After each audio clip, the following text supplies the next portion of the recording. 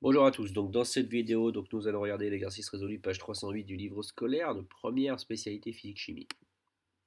Donc l'exercice est le suivant, donc il s'appelle un atterrissage réussi. Donc c'est un exercice qui est tombé donc au bac S en 2014, centre étranger.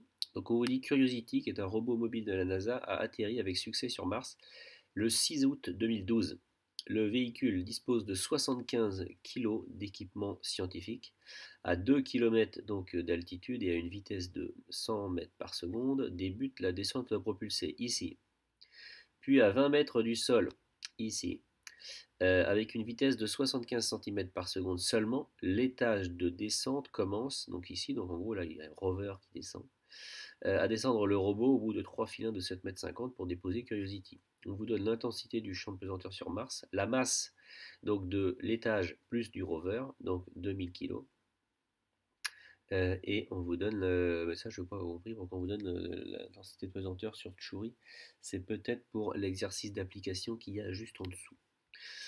Ensuite, on vous dit, première question, déterminer le travail entre A et B et commenter.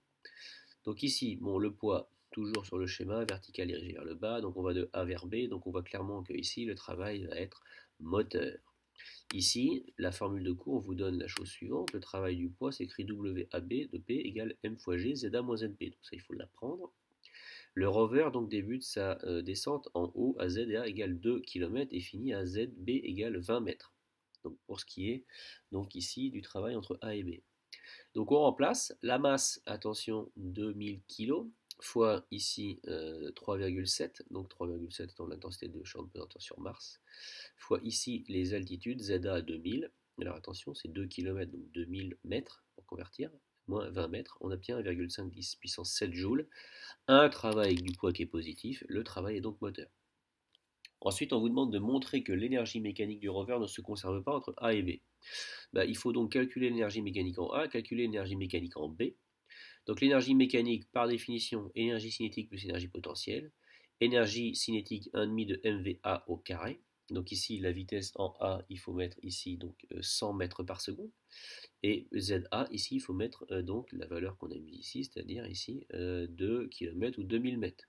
Quand vous faites les calculs, en mettant les bonnes unités, a priori, vous allez trouver 2,5 fois 10 puissance 7 joules. En B, donc c'est-à-dire vous avez une vitesse VB qui vaut ici, attention, donnée dans le sujet, 75 cm par seconde. 75 cm par seconde, attention, il ne faut pas laisser ça comme ça. 75 cm par seconde, les vitesses doivent être mises en mètres par seconde. Il ne faut pas oublier de mettre ça, le 75 cm par seconde, c'est 75 10 moins 2 mètres par seconde. Et tout ça au carré pour mettre dans la formule ici, 1,5 de mvb carré, plus mgzb, zb étant égal à la valeur ici, 20.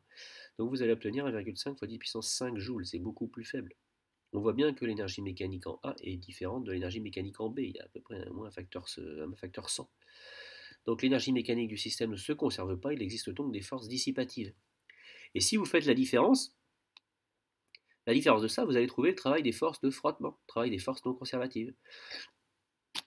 Et qu'est-ce que vous allez observer? Vous allez observer qu'en fait, vu que ça est très élevé par rapport à ça, ça fait en gros la différence fait à peu près 2,5 10-7. Donc ça sera le travail des forces non conservatives. C'est pas demandé là, mais vous allez voir dans la question suivante, on va le retrouver. On vous dit ensuite déduire des deux questions précédentes l'intensité de la force de frottement de l'air, supposée constante.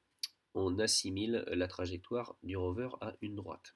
Alors, eux, ils ont fait avec l'application du théorème de l'énergie cinétique. Donc je vais commenter ça, après je vous montrerai qu'on pouvait faire plus facilement.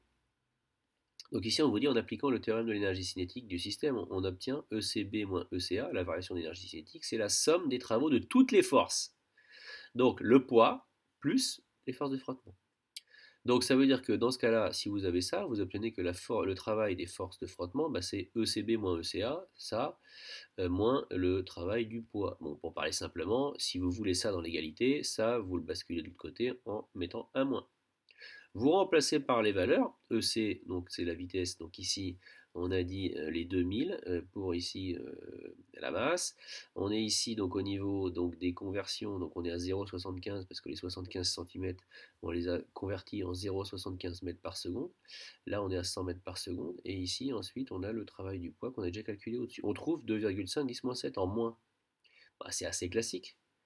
puisque je vous avais dit ici qu'à la question, si vous faites la fin, celui-là moins celui-là, vous allez trouver en gros cette valeur-là, avec un moins, c'est normal. Puisqu'ici, en gros, vous avez une valeur ici qui est à peu près 100 fois plus grande que ça. C'est comme si, en gros, vous enleviez 100 à 1, ou que vous enleviez 1 à 100, vous allez obtenir quasiment 100, ou moins 100. Donc en fait, c'est pour ça qu'ils l'ont fait avec le théorème de l'énergie cinétique. Vous auriez très bien pu obtenir la même valeur, travail des forces de frottement, force non conservative, en faisant EMB moins EMA, variation d'énergie mécanique, donc finale moins initiale. Vous auriez trouvé exactement la même valeur, mais en une seule ligne, en disant qu'en gros, mais par contre, il aurait fallu dire pas le théorème de l'énergie cinétique, il aurait fallu dire, je sais que la variation d'énergie mécanique est égale donc à la somme des travaux des forces non conservatives, et vous auriez obtenu exactement la même ligne.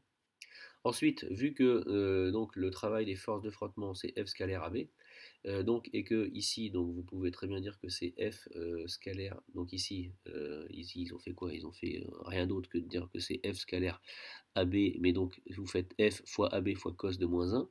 Donc ce qui fait apparaître ici une différence d'altitude ici qui sera négative. C'est pour ça qu'ici il y a un moins.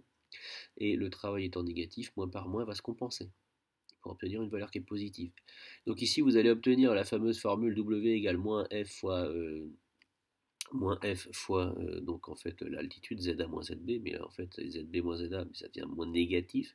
Mais en gros, ce qu'il faut bien vous retenir, c'est que si vous voulez une norme de la force, la norme de la force de frottement est forcément positive. Donc si un jour vous cafouillez dans les signes moins, vous avez un travail ici qui est négatif, vous ne pouvez pas nier qu'il est négatif, et il est négatif parce que c'est une force non conservative. Et ben c'est parce que ici en fait, il faut bien que vous voyez qu'en gros le- le mouvement quand vous allez de A vers B, ici dans le schéma, quand vous allez de A vers B, donc ZA est supérieur à ZB, mais dans la formule, si vous avez moins, si vous avez en gros ZA moins ZB, là ils ont mis ZB moins ZA, parce que ici c'est donc ZB moins ZA, ZB moins ZA est négatif, si ZA moins ZB est positif. Donc c'est pour ça qu'ici ils ont mis ZB moins ZA, et ZB moins ZA, quand vous avez là dans la formule WAB qu'on a vu en cours, qui était égal à moins F fois AB, bah ça en fait le moins AB c'est ça, c'est ZB moins ZA.